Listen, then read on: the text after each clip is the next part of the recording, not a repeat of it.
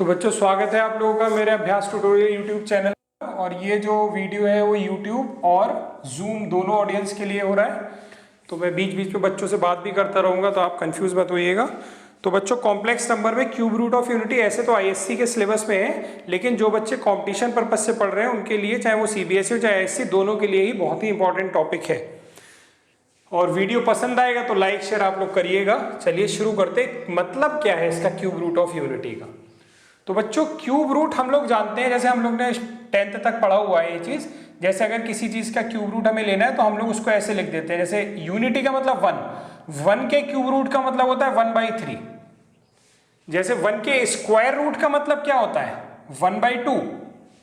आप उसको ऐसे लिखते हो स्क्वायर रूट को, या क्यूब रूट को आप लोग ऐसे लिखते हो, है ना। तो उसका मतलब एक्चुअली यही होता है कि 1 की पावर 1/3 और स्क्वायर रूट का मतलब 1 की पावर 1/2।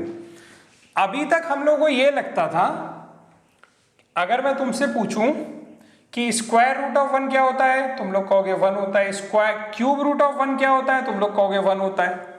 लेकिन ये सोच तब तक ठीक थी जब तक हमने कॉम्प्लेक्स नंबर नहीं पढ़ा था। अब हमने कॉम्प्लेक्स नंबर पढ़ लिया है, तो अब हम देखेंगे एक्चुअली कि ये जो आंसर है इसमें कुछ फर्क आएगा।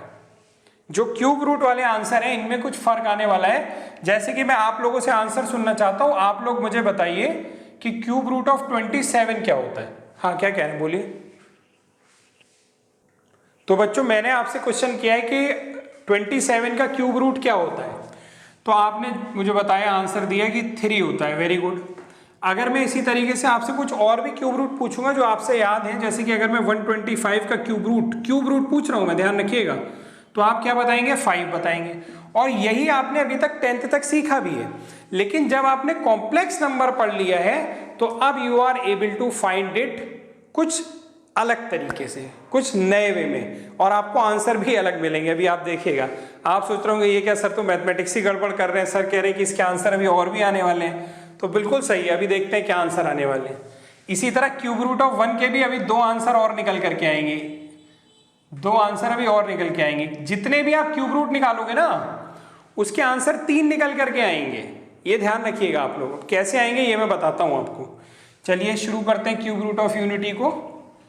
देखिए, हम लोग के सामने अगर ऐसे लिखा है कि x³ = 1, तो हम लोग इसको लिख देते हैं x क्यूब रूट ऑफ 1, या इसको लिख देते हैं 1 to the power 1/3 और आंसर लिख देते हैं 1। ये हम क्लास 10th तक करते थे। अब जरा आपने कॉम्प्लेक्स नंबर पढ़ लिया है, तो अब देखिए इसको कैसे करना है। देखिए, मैं इसको इधर ले आता हूं और ऐसे लिख देता हूं, और फिर इसको लिख देता हूं ऐसे। इसमें तो कोई दिक्कत नहीं, लिख सकता हूं। अब यहां पर मैं a³ - b³ का फॉर्मूला लगाता हूं, जो कि होता है a - b और a² + b² - ab = 0। या ये हो गया, सॉरी, प्लस ab। तो ये हो गया x - 1 x² + x + 1 = 0। तो बच्चों फैक्टर है, जैसे क्वाड्रेटिक के फैक्टर होते थे इसी तरह क्यूबिक इक्वेशन के फैक्टर हैं। तो ऐसा होगा कि या तो x - 1 = 0 होगा, या फिर क्या होगा, x² + x + 1 = 0 होगा। यहां से तो एक आंसर मिल गया 1, और यही तुम्हारा 10th तक का आंसर होता था। यहां से भी 2 आंसर और मिलेंगे, क्योंकि ये क्वाड्रेटिक है। क्वाड्रेटिक के कितने रूट्स निकलते हैं बताइए, 2 निकलते हैं। तो अभी 2 आंसर यहां से निकलेंगे। तो वो जो मैं अभी बात कह रहा था ना कि टोटल 3 आंसर निकलेंगे, तो एक यहां से निकला और 2 यहां से निकलेंगे। और इनको पहले क्यों नहीं निकालते थे ये अभी तुम्हें समझ में आ जाएगा। हम लोग कॉम्प्लेक्स नंबर पढ़ चुके हैं, और मुझे अगर आपके इससे रूट निकालने हो तो इसके रूट निकालने का एक तरीका होता है फैक्टर करके, यानी कि स्प्लिट करके हम लोग निकालें, और एक तरीका होता है कि हम क्वाड्रेटिक फार्मूला यानी कि श्रीधराचार्य फार्मूला यूज करें। अगर वो फार्मूला मैं यूज करूंगा तो a = 1 है, b = 1 है और c = भी 1 है। लगाते हैं फार्मूला, तो x = होता है, फार्मूला लिख देता हूं -b + रूट के अंदर b² - 4ac / 2a। यहां से x = हो जाएगा b की जगह -1 + b की जगह 1² - 4 × a × c / 2 × 1। a b c की वैल्यू मैंने इस फॉर्मूले में डाल दी है। तो x = हो गया -1 ± कितना हो गया बच्चों, 1 - 4/2। और इसको देखेंगे तो ये क्या हो गया, x = -1 ± √-3/2। बच्चों अब हम इसके बारे में जानते हैं। अभी तक 10th तक हम लोग इसको क्या करते थे, ये कहते थे कि ये तो इमेजिनरी हो गया, यानी ये आंसर हम लोग नहीं लेंगे, एक आंसर रह जाएगा। लेकिन अब हम लोग इमेजिनरी के बारे में जानते हैं। तो बच्चों इसको हम लोग क्या लिखते हैं, -1 प्लस माइनस, अब क्या लिखेंगे इसे, i√3/2। तो दो आंसर बच्चों देखो मुझे यहां से मिल गए, एक आंसर हो गया, फिर अब यहां लिख दे रहा हूं जरा, तो दो आंसर वहां से मिले। एक आंसर हुआ x = -1 प्लस i√3/2, और एक आंसर मुझे और मिला है, वो मिला है -1 माइनस i√3/2। सही है, इतना समझ में आया? तो कितने आंसर निकल के आ गए, एक आया ये x = 1, एक आया ये, और एक आया ये होते हैं तीनों क्यूब रूट ऑफ यूनिटी। तीन आंसर निकलते हैं, हमेशा ध्यान रखिएगा। अब यहां से देखिए, इन तीन आंसर को हम लोग क्या लिखते हैं, जैसे हमारी इक्वेशन है x³ = 1, तो इसमें जो x की वैल्यू होती है वो ये तीन वैल्यू है, एक 1 है, एक ये वाली वैल्यू है, इसको मैं लिखता हूं ओमेगा। इसका एक नोटेशन, एक नाम दे दिया, बार बार इतना बड़ा ना लिखना पड़े। और इसको मैं लिखता हूं ओमेगा स्क्वायर। ये जो W बना है, W नहीं है, इट इज कॉल्ड ओमेगा। अब मैंने इसको ओमेगा स्क्वायर क्यों लिखा, क्योंकि बच्चों तुम अगर इसका स्क्वायर करोगे ना तो ये मिलेगा, इसका स्क्वायर करोगे तो ये मिलेगा, तुम्हें करके देखने की जरूरत नहीं है।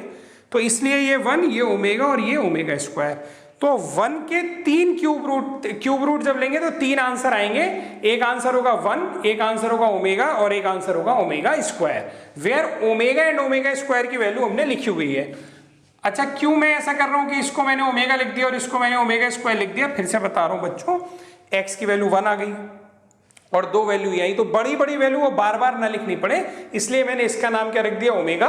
और अगर मैं इसका स्क्वायर करता हूं तो ये आंसर मिलता है, इसलिए थर्ड वाले का नाम क्या हो गया, ओमेगा स्क्वायर। इतना समझ में आया आप लोगों को? हाँ, तो इस तरह से x की जो तीन वैल्यू आई वो ये आई, और इसको हमने ओमेगा नाम दिया, इसको ओमेगा स्क्वायर, क्योंकि अगर मैं इसको स्क्वायर करूंगा तो यही मिलता है। तो अगर मैं इसको ओमेगा कह रहा हूं तो ये ओमेगा स्क्वायर हो जाएगा। चलिए, ये तो क्यूब रूट ऑफ यूनिटी हुई, 1 के क्यूब रूट है ये। अगर मेरा सवाल होता x³ = 3, तो इसके क्या आंसर होते? तो बड़ा आसान है बच्चों, बहुत ध्यान से देखना जरा क्या बता रहा हूं। तो x बराबर होता, बस इसको 3 से मल्टीप्लाई कर दो, यानी कि पहला आंसर 3 होता, दूसरा 3 ओमेगा होता, और तीसरा 3 ओमेगा स्क्वायर होता।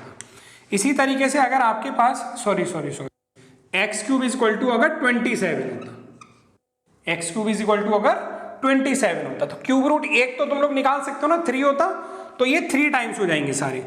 इसी तरीके से अगर मैं आपसे कहता हूं x³ = 125 है, तो x की तीन वैल्यू क्या क्या होंगी, जल्दी जल्दी बोलो। हाँ, 5 ओमेगा स्क्वायर, वेरी गुड।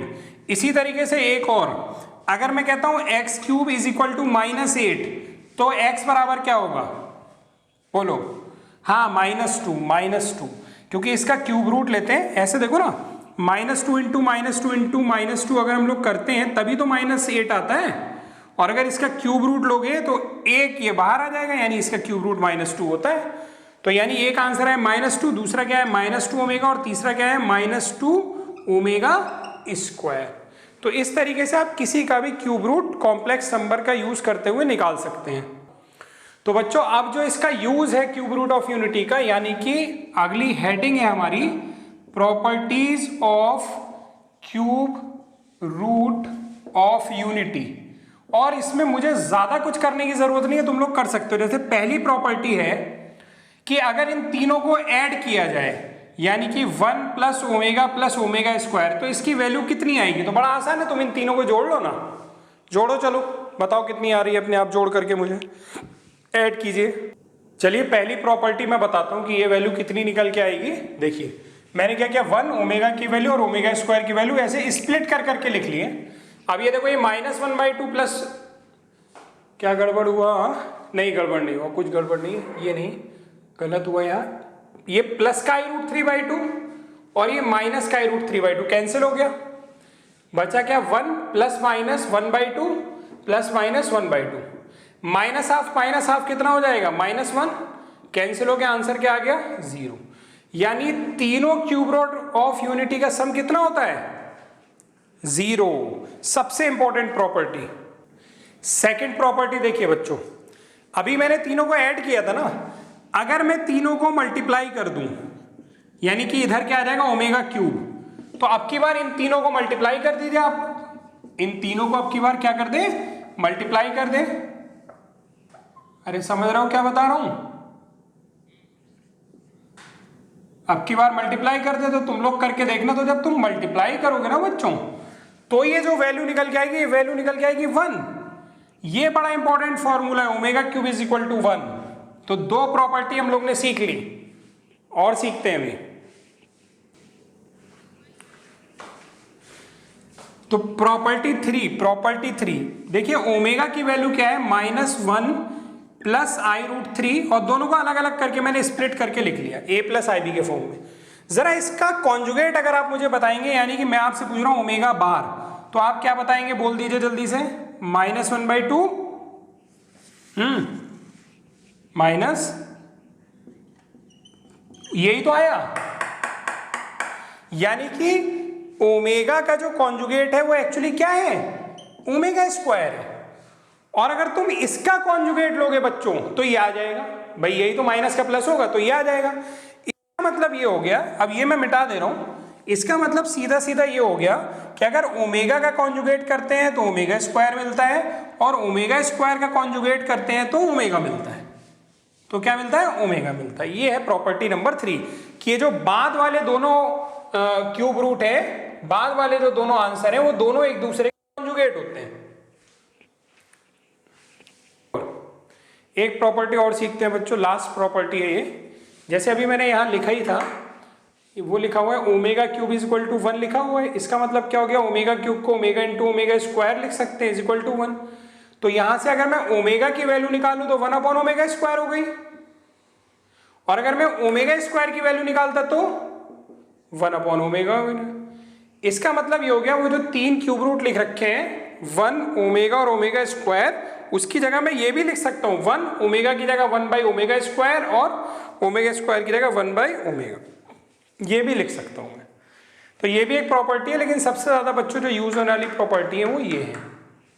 चारों प्रॉपर्टी नोट डाउन कर लीजिए जल्दी से। एक क्वेश्चन करते हैं, अभी सब समझ में आएगा। देखिए बच्चों, एक क्वेश्चन करते हैं इसके ऊपर जल्दी से। तो हमें एक प्रॉपर्टी पता है, क्या प्रॉपर्टी, चलो यहां लिख देता हूं। हमें एक प्रॉपर्टी पता है कि 1 plus omega square is equal to क्या होता है, 0 होता है। अब यहां से देखो, यहां में 1 और ओमेगा स्क्वायर तो दिख रहा है, लेकिन प्लस ओमेगा नहीं दिख रहा है। तो हम एक काम करते हैं, अगर 1 और ओमेगा स्क्वायर की वैल्यू यहां से निकालूं तो 1 प्लस ओमेगा स्क्वायर बराबर क्या होगा, 1 प्लस ओमेगा स्क्वायर बराबर क्या होगा, -ओमेगा। तो मैं इसी को जैसे मैंने लिखा 1 प्लस ओमेगा स्क्वायर -3 ओमेगा, ठीक है। तो इसको मैं लिख सकता हूं 1 प्लस ओमेगा स्क्वायर की जगह -ओमेगा -3 ओमेगा, कितना हो गया, -4 ओमेगा। यहां जाते हैं बराबर वाले में, इसमें भी 1 प्लस ओमेगा, अच्छा इसमें 1 प्लस ओमेगा की वैल्यू चाहिए, तो 1 प्लस ओमेगा की वैल्यू बच्चों कितनी होगी, ये उधर ले जाओ, यानी -ओमेगा स्क्वायर। तो इसकी जगह मैं रख देता हूं माइनस, चलो इसको एज इट इज अभी उतारते हैं क्वेश्चन को। हाँ, अब इसकी जगह -ओमेगा स्क्वायर -3 ओमेगा स्क्वायर, कितना हो गया, -4 ओमेगा स्क्वायर, और इनको मल्टीप्लाई करना है। तो जरा -4 को 4 से करोगे तो क्या आएगा, 16, और ओमेगा को ओमेगा स्क्वायर से करोगे तो क्या आएगा, और ओमेगा क्यूब कितना होता है बच्चों, देखो प्रॉपर्टी में जल्दी से,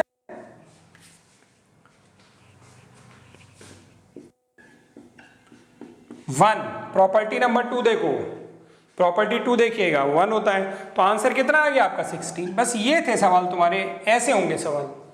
तो वो प्रॉपर्टी पर हैं, और प्रॉपर्टी को कैसे यूज करना है ये तुम्हें धीरे धीरे आ जाएगा, कुछ सवाल करने पड़ेंगे हम लोगों को, ठीक है। कोई दिक्कत,